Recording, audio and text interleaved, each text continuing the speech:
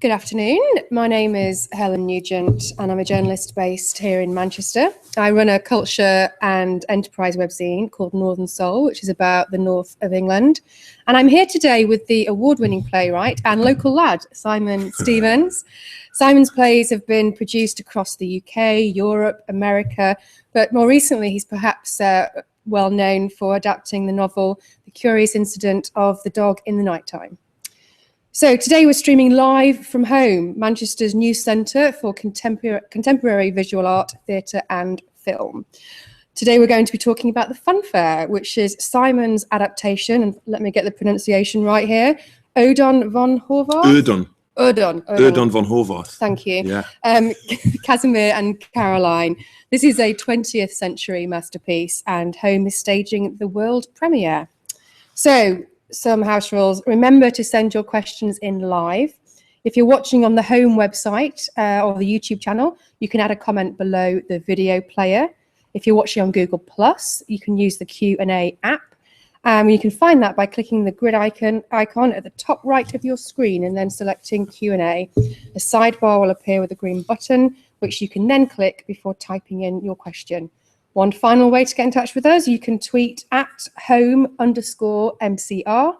using the hashtag #AskSimon, which is what we'll do now. Simon, welcome. Thank you very much. How very nice to be here. So tell us about the Funfair. What's it about? Well, I will. Well, it's a version of a play by Ödön von Horváth, and he wrote the play in 1932. And set it 3 years earlier in 1929. He set it in the Munich Oktoberfest, the huge beer festival. The beers with the pints of that big. And, yeah. Exactly. And he charts in his play a night in the life of two characters, Kasimir and Karoline, who I've renamed Cash and Caroline. And over the course of his play, Kasimir and Karoline, their love for one another fades and dies. Aww. In the wake, I know it's sad, isn't it? It's really sad, man.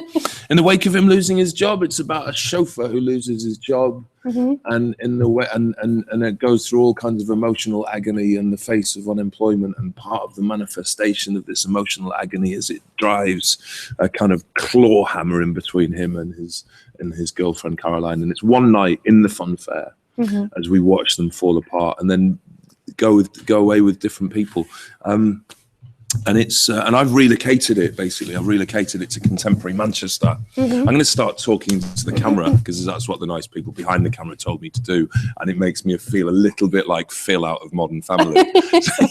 So I'm going to channel my inner Phil. Okay. It's going to end up more like Ricky Gervais in The Office when he does those bits where he's looking at it. Sorry, I'm just going off topic. Back to the play. No, that's play. I always talk about the play. I want to talk about other things, and we know what I want to do. Anyway, we'll get to those other things in a bit. All right. I've relocated it in contemporary Manchester. In my head, this is a cover version, basically, in theatre of the Smiths' 1984 classic Rush Home Ruffians from their album Meat is Murder. The last night of the fair and the grease in the hair of the big wheel operator is all a tremulous heart requires. A schoolgirl is denied. She says, how quickly would I die if I jumped from the top of the parachutes? It's set in Manchester now in 2015 as this couple fall apart in the wake of economic despair. It's about the rise, it's about the way in which poverty leads itself to suspicion and leads itself to nationalism. And obviously very resonant then with what's happened today. We've just had a general election. We still have a period of austerity. I mean, do you see, obviously you've set it in the present day, and this was written, what, late 20s, early 30s? It was written early 30s and it was set in late 20s, and it was written at a time of rising nationalism in Germany. It was written clearly in the time of the most terrifying nationalism, the rise of the most terrifying nationalism that arguably in human history. You know, it was written on the cusp of the Kristallnacht. It was written on the cusp of the rise of the Third Reich. And interestingly, he set it 3 years before the time of writing it. It was like he was locating what was happening in his time 3 years earlier, and the start of people in the wake of the economic despair. It was like he was arguing the rise of the right comes out of poverty, that nationalism, the impulse towards nationalism comes out of poverty. What is extraordinary to me is how prescient that feels now. You know, the Labour Party in the last election was demolished by the rise of nationalism, both in Scotland and in England. The extent to which Horváth dramatised the way in which nationalism, and I think this is true both in Scotland and in England, is a product of the emotional consequences of austerity is really alarming. The idea that somebody writing a play 73 years ago could dramatise what's happening now really took me by surprise, even when I was writing the version. So when you started doing the new version, that presumably was still to come, or was it already happening? Was that what appealed to you about I doing wrote the it. play? I wrote it really recently. I wrote it last autumn. Right. And I wrote it at the time when Nigel Farage had started to become a genuine political threat, when both the Labour Party and the Conservative Party were desperately proving that they could be as nationalist as he was. It was absolutely clear to me that our culture was defined by a rise of nationalism that was coming out of austerity. So, and as a dramatist, I was, as a human, I was trying to make sense of it. As a father, I was trying to make sense of it. As a parent, I was trying to make sense of what was happening to the country that my children were about to inherit. I grew up under the Thatcher government in the 80s. And you grew up in Stockport? And I grew up in right? Stockport, yeah. But what I remember the political landscape that I was a teenager in, that I was an adolescent in, leading me to positions of real anger and kind of frustration.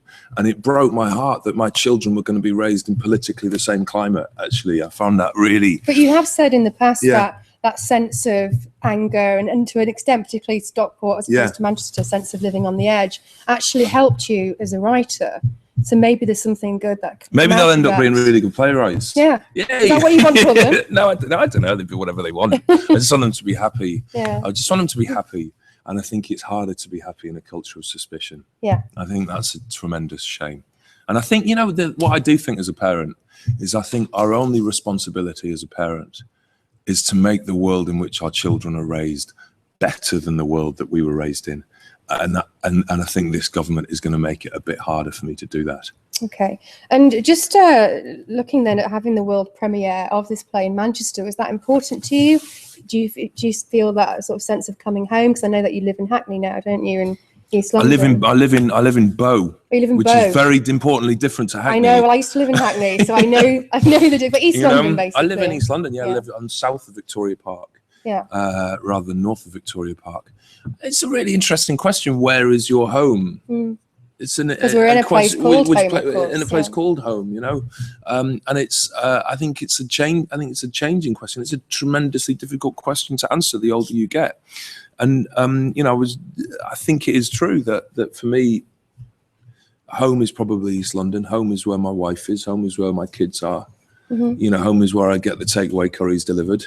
It's where I watch Match of the Day and Modern Family. It's really great. There's great takeaway curries in Manchester, man, as well. I don't want to knock that. You mentioned Rush Home, of course. Exactly. Yeah. What I think is true is that this is a city that I'll always have a relationship with. Yeah. That this is Stockport isn't Manchester. Importantly, Stockport is, although it's tremendously close. It's always that bus ride away. It's always the back seat of the 192 away. So Manchester was a city when I was growing up that existed in as much in my imagination as anything else. But it's subsequently a city that I have a tremendous amount of affection for. And I've worked here as a playwright for a decade now, or more than a decade, with the Royal Exchange, and I had 4 plays premiered here that have been tremendously important to me. It's great to come back to the city, and it's great to come back to the city with a new theatre and all the potential that has.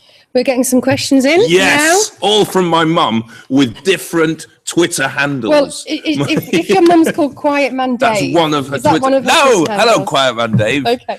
Quiet Man Dave would like to know, to what extent do the words of the songs you have in mind for each play influence each story or character? Oh man, which is a good question. That's a very good question at Quiet Man Dave. I think it's true that when I'm writing plays, I'm informed by the music that I'm listening to. I think one of the parts of my process is to find music to listen to while writing, or find music that inspires me to write. And I think that music seeps into the plays in very different ways. I think what tends to be the case is that whatever the music's doing to me, how it's making me feel, the effect it's having on me, I want to do to my audience. So it becomes like a conversation or a baton that I pass on from myself as a listener to the audience. And sometimes that's just in tone. Sometimes it's in the timbre of the thing. But sometimes it is true, it's in lyrics. Sometimes there are lyrics which really sit in the scenes. You know, I wrote a play called Morning that was very directly inspired by the Public Image Limited album Metal Box. And there are absolute lines from that album that have made it into the lines of the dialogue. And just before we move on to our next section, how are songs... Just have a little chat with Quiet Man Dave. I know. This actually relates to what Quiet Man Dave has asked. What influence have songs had in the Funfair, which is the production on at home at the moment? What's really interesting, if you look at so much of the play is actually taken from the von Horváth. You know, if you read the von Horváth, you read a translation of the von Horváth, what you'll find is that he peppers his script with musical references. Mm-hmm. He opens and closes each scene with a musical moment. He's using the music of the Bavarian folk bands of the late 20s, the kind of Oompa bands, you know, the music of the Oktoberfest. Yeah, the kind of Lederhosen. Exactly. Yes. Or popular operatic music. And it struck me that if I used the same music, it would position the play rather curiously. The job was to find music that had the same effect of offering commentary to the action, but which wasn't so specifically rooted in Bavaria in the late 20s. So what I landed on was the music of American rock and roll. It struck me that the characters, Kash and Karoline, and all the characters in the play, to different degrees, have a profound hankering to escape and to get out of Manchester, and to get out of the world that they're in. There's nothing that articulates that hankering for escape for me more than America, which is a country built on, it's built on being the possibility of a place that you could go to get out of wherever you were. The American dream, you can be anything. Yeah. I think it's rich in England. It's as rich in England as it's been in Italy or Ireland, mm-hmm. or China or wherever. And American rock and roll music for me as well encapsulates that aspiration and that desire. It mainlines it. Okay. So it's Eddie Cochran, it's Buddy Holly. It's some toe-tapping stuff. You know, it's like, it is basically, somebody said on Twitter the other day, it's like Buddy meets Brecht meets David Lynch. That's kind of what it is. That's something I want to see. If David Lynch had directed Bertolt Brecht's version of Buddy, that's what you would get when you come to see the Funfair. Well, how good does that sound? It sounds brilliant. I think that's going to be something that I'm going to remember for some time. Moving then on to the writing processes and being a writer. I mean, how do you do it? Do you lock yourself away in a little room? Do you have your own office at home? What give us set the scene of you writing the play. Writing this particular play. Well, in general, your writing process. I've got an office which is in London. It's a cycle away from my house. Oh, so you're not writing at home then, usually? If my wife's working in the office, then I might be writing at home, but I prefer to write in my office. Okay. I like the gesture of leaving the place where I'm living to go to work. I kind of like the idea of going to work, actually. So I'll get on my bike, go on a cycle, get to my office, work from like 10 till 4, 10 till 5. You're pretty dedicated then. Yeah, it's my job. Yeah. It's how I pay my mortgage. It's how I raise my children.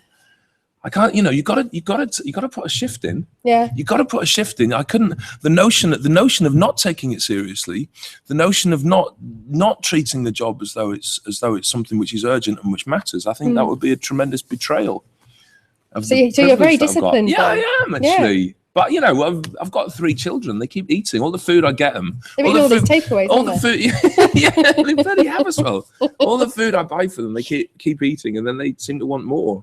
So I've got to keep working. Okay, well, we're getting lots more questions. Great, come on. Who's this one from? Right, so I hope this isn't your mum. This is definitely not your mum. This is Jackie Middleton. Oh, it's my mum's sister. No, it's not my mum's sister at all. Hello, at Jackie Middleton. Hi, Jackie. Now, Jackie would like to know, what's the best way for young or just starting out playwrights to be heard? She's saying it can be very difficult to break into this world. For sure. And it is really tough, Jackie. It's really hard. What I would say, and I really feel this quite strongly, having worked in lots of different theatre cultures throughout the world, that the best thing you can do if you want to make it as, if you want to make a living as a playwright, is be born in Britain or move to Britain as soon as possible. I think this is the theatre culture more than any other theatre culture in the world that is built around the playwright, and the structures for theatre in Britain lean into the playwright more than any other theatre culture that I know.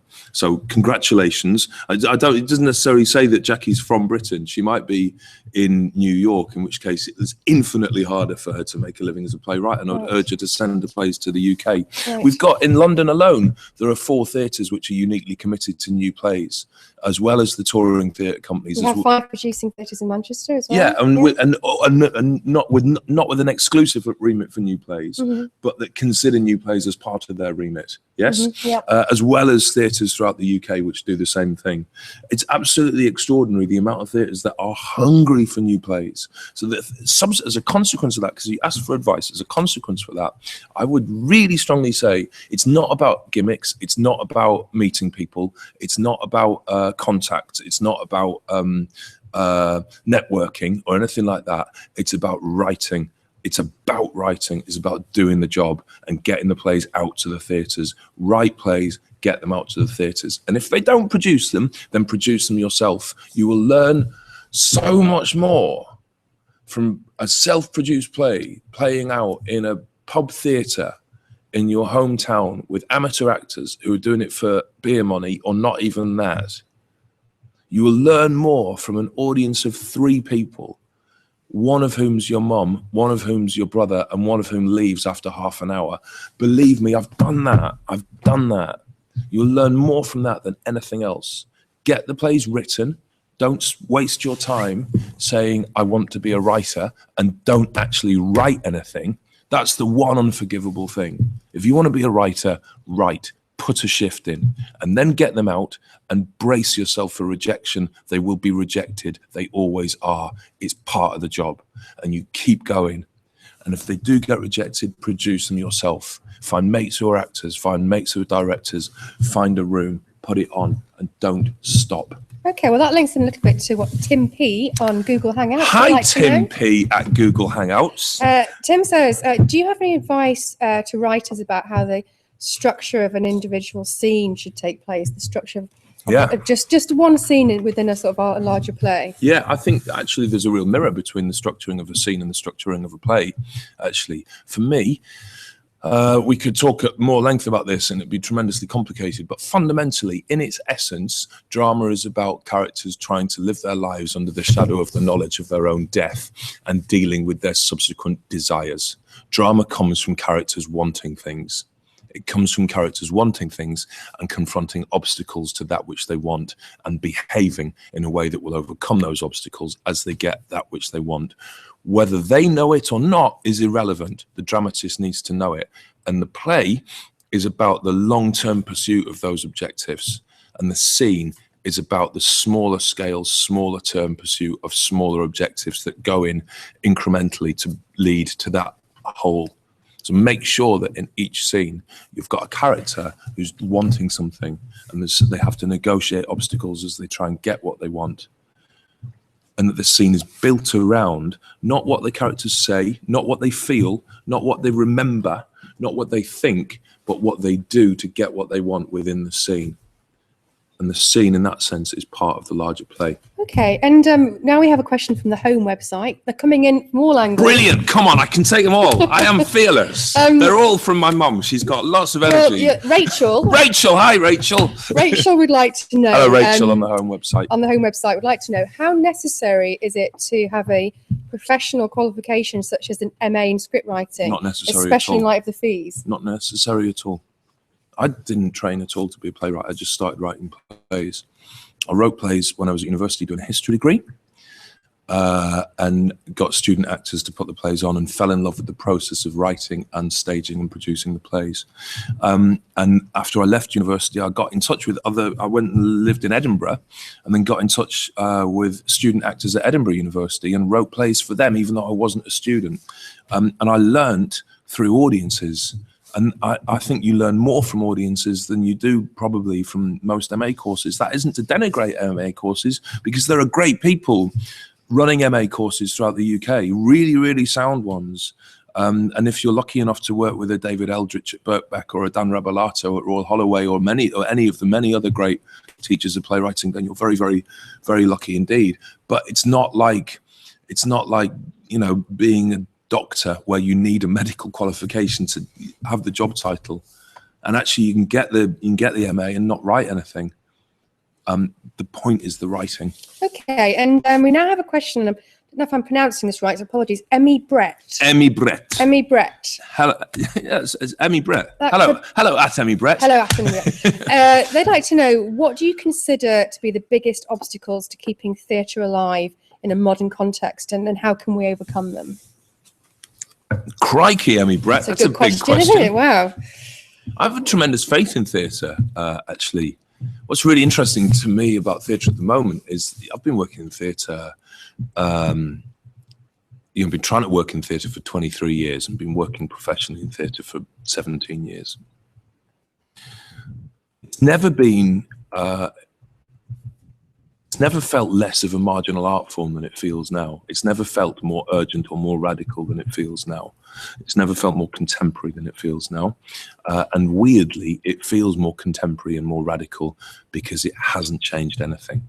There's something now about the gesture of going to a room with 50 or 100 or 500 people you've never met before and sitting down next to a stranger and turning your phone off, and turning your computer off, and staring in the same direction as people you don't know, and experiencing a live experience, a story told out over time with those people. That's never felt more radical or unlikely or extreme than it feels now. So my main advice to theatre, or my main sense, is that theatre needs to hold its nerve and do what it always does. I think there can be I think funding education departments is invaluable. I think funding outreach departments is invaluable. There's great funding that goes into those departments and great people working in those departments who are constantly inspiring and constantly inspire me. I think that's dependent on funding.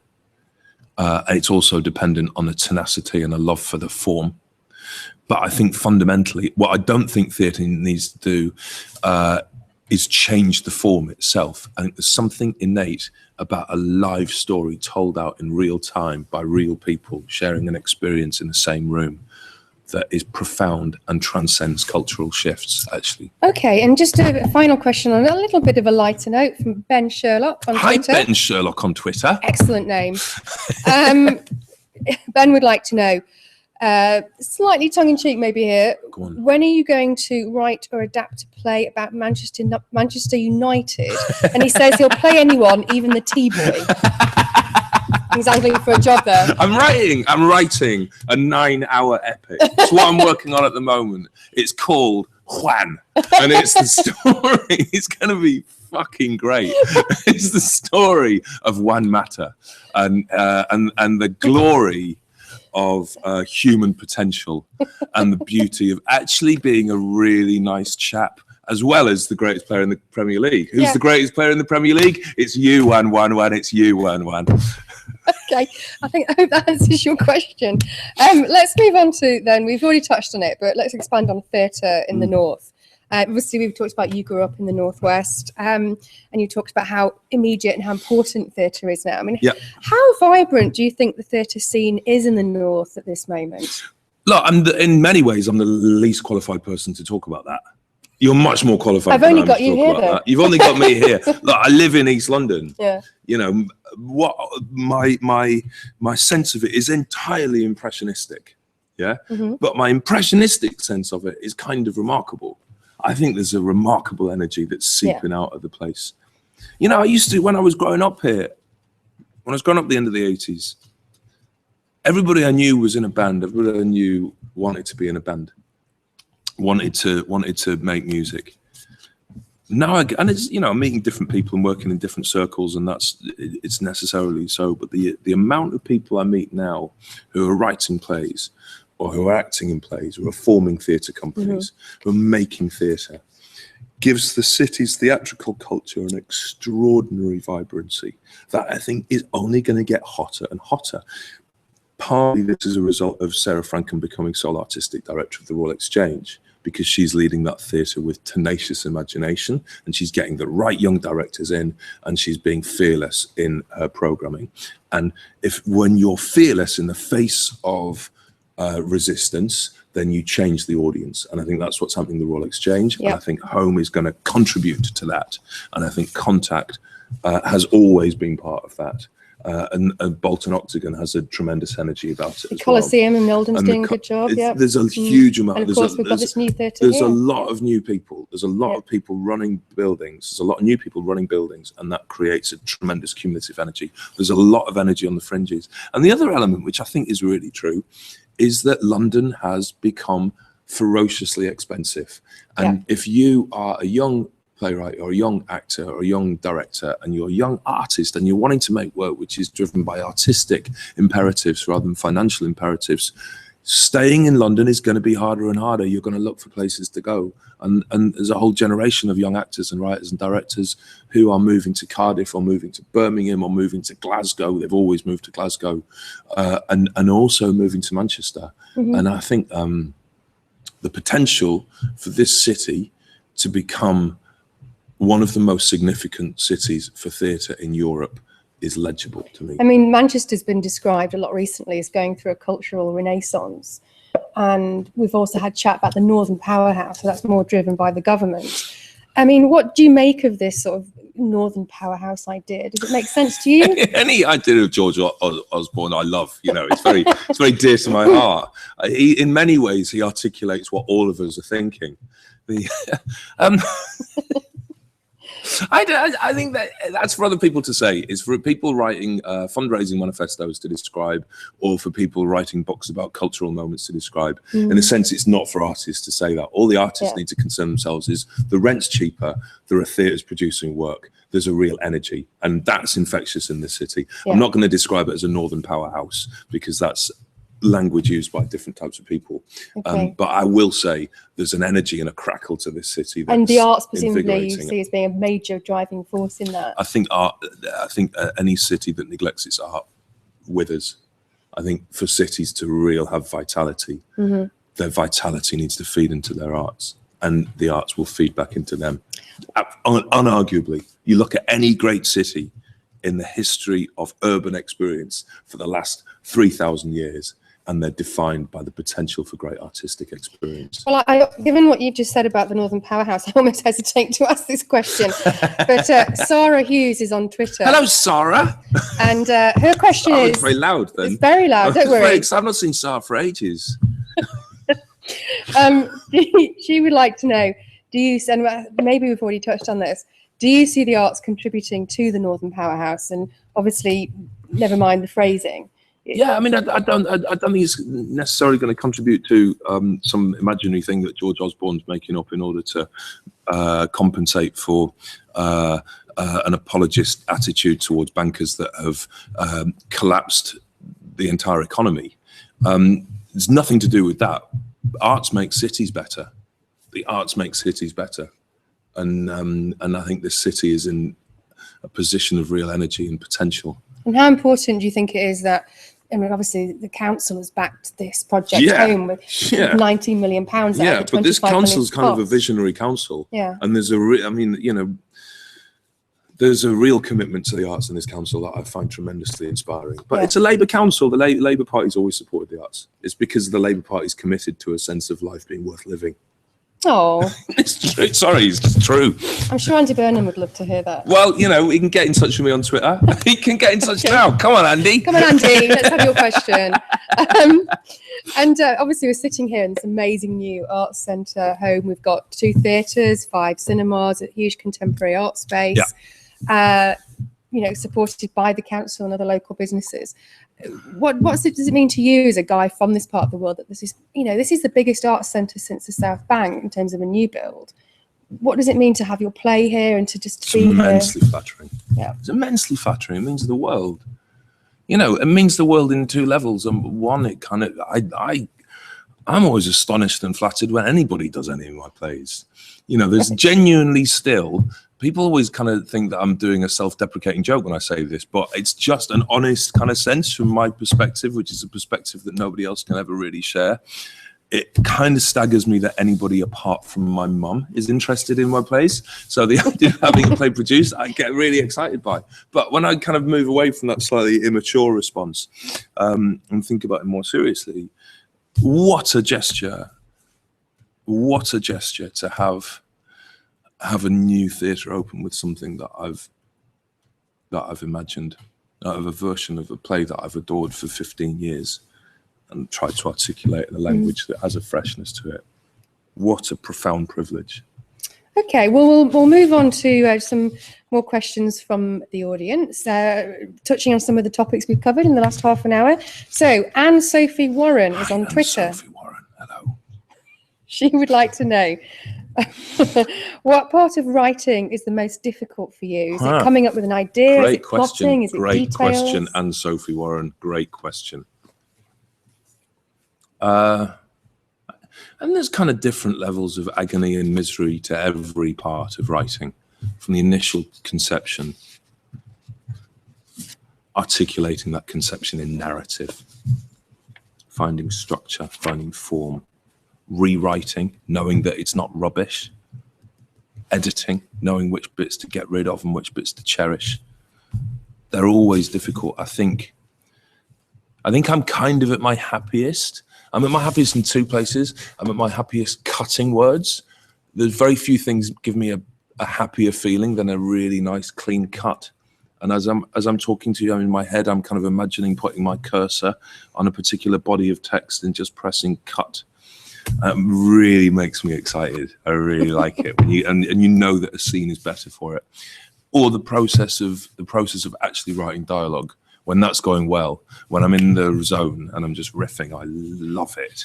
I think the thing which is hardest is moving, is that moment where you move from an abstract, formless hunch to a story and characters in action over time.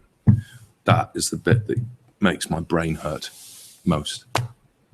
Okay, and we now have a question from Branko, if I'm pretty... Branko. I hope I'm... Hi, Branko. This is from Twitter. And Branko is having a rehearsed reading. Brilliant. And would like to get some tips on how Welcome to get the madhouse, Branko. It never stops hurting. Can you tell Branko how to get the most out of this? Yeah, definitely. Okay, let's be really pragmatic with it. I would say make sure that you've read the play twice on the day before the reading. Read it twice on the day before the reading is one thing I would say. I would say don't read with a script in your hand. Don't follow the script, because if you follow the script, you'll be distracted by the possibility that it's very easy to start blaming the actors. Listen to the thing, really listen to it, and trust your instincts. There'll be moments when your heart will sink, because in the reading of the script, there will be terrible bits. And you can make 2 mistakes in the wake of the terrible bits. One is to pretend that they're not really there, or to blame the actors, or to blame the director or the circumstances of the reading or the room. You mustn't do that. You need to take responsibility for the things which you've made. And the other mistake would be to be so disheartened by them that you just quit. You can't do that either. The thing to do is to just keep on working, keep on listening, try to make it as clear as you can, and listen to the play close your script when the reading's going on and make notes instead. Work on a notebook, and then leave it some time before you return to the notes, and then read the notes before you reread the script, and then reread the script, and get at least one, ideally two people in the room who aren't working on the reading, but who you really trust. With me, it's my agent, is a woman called Mancunian, who is extraordinary, and who come into the reading of my plays, and I just trust her to tell me what I need to do. Get one, maybe two people to do that for you.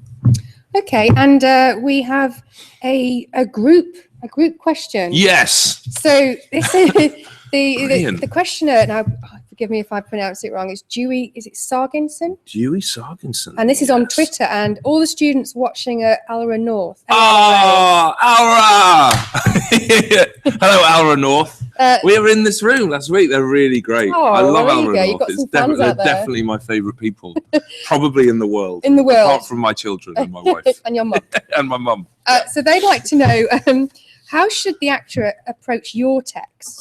Do you have any advice for these first-year drama students? Yeah, ask the question as though you don't know the answer. Whenever I use a question mark in my play, it's never rhetorical. It's because there's a character who's working from a spirit of inquiry. The most important words in the lines in my play are the last words on the line. So don't do that televisual thing of dropping off as the line goes on. You watch television acting and people will start talking like that. You can't do that with my plays. You have to power through to the last line and listen to each other. Okay, and we have, this is going to be the trickiest question, I think, of the entire session. This is the answer to it. Yes. This is from MVinny69. Yes, MVinny69. MVinny69. Would like to know, would you swap it all to be the bassist in the Four? Yes, I would, MVinny69, yes. You want to elaborate on that? No. Why would you elaborate on that? It's really, really clear. Yes, I would. Okay, well, there you have your answer. And we have a question here from Nick Connor on Twitter. And he'd like to know, how do you go about writing dialogue really well? I mean, what's your process for that? It's a very interesting question, because I do a lot of teaching of playwriting, and so as a consequence of doing a lot of teaching, what I'm aware of is that there's certain elements of the playwright's craft which are very possible to make conscious and cognitive in order to communicate to somebody else. Yeah. The two things which are very hard to articulate are, how do you make something funny? That's really hard to actually teach somebody how to be funny. Is really tricky. And then the second tricky thing is, how do you actually write the words coming out of the character's mouth? I would say that for me, the most useful thing to do is it's a repetition of something I've already said, is to remind myself that drama comes not through what characters remember or feel or observe, but through what they want, what's stopping them from getting what they want, and what they're doing to get what they want. Imagine you're seeing like a tennis match. One day I really hope I get the nerve to do a playwriting workshop, and all I do in this playwriting workshop is watch the 6-hour 2009 Wimbledon final between Roger Federer and Rafa Nadal, which is an extraordinary tennis match. And what's incredible about it is when you watch it, your sympathies oscillate between the two of them. So on one point, you really want Federer to win. On one point, you really want Nadal to win. And that's how watching a great scene should feel. And that can only come through the relentless and ruthless pursuit of objective and negotiation of obstacles. So think about that. What was he called? Nick, this wasn't it? Yeah. Think about that, Nick. Think about what your characters want, what's stopping them from getting what they want, and allow the language to come out of the desire. Okay, we've just got time for 2 more questions. The first one is Jackie Middleton. We've had Jackie Middleton. It's nice to see you again, Jackie. Yeah, it's nice to see you. You're asking some great questions. You know, she's a big fan. She's a big fan of yours. She's a huge subscriber to Northern Soul. Excellent. She would like to know, when you're adapting someone else's work, obviously we're talking about Funfair here. Yeah. How do you put your own mark on the characters without straying too far? It's a really interesting question. I think I know Jackie. I think I met Jackie in Toronto And I think we talked about the curious incident of the dog in the nighttime as well, because that's an adaptation as well. And how do you make, I might be a different Jackie. If it is, I really apologize. Anyway, I think the thing to think about is the choice of the material, is making sure you choose something that you believe in and are committed to completely. So all of the plays that I've written versions of, Jon Fosse's I Am the Wind, Henrik Ibsen's Doll's House, Anton Chekhov's Cherry Orchard, and Ödön von Horváth's Kasimir and Karoline, I've just been plays that I've loved completely, and the same with The Curious Incident of the Dog in the Nighttime. I just loved it.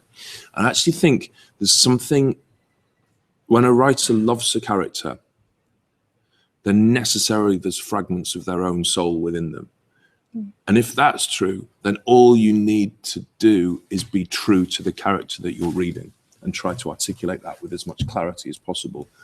And then you will be legible and present in it, but you won't suffocate that which you originally fell in love with. That's a great answer. Thanks, man.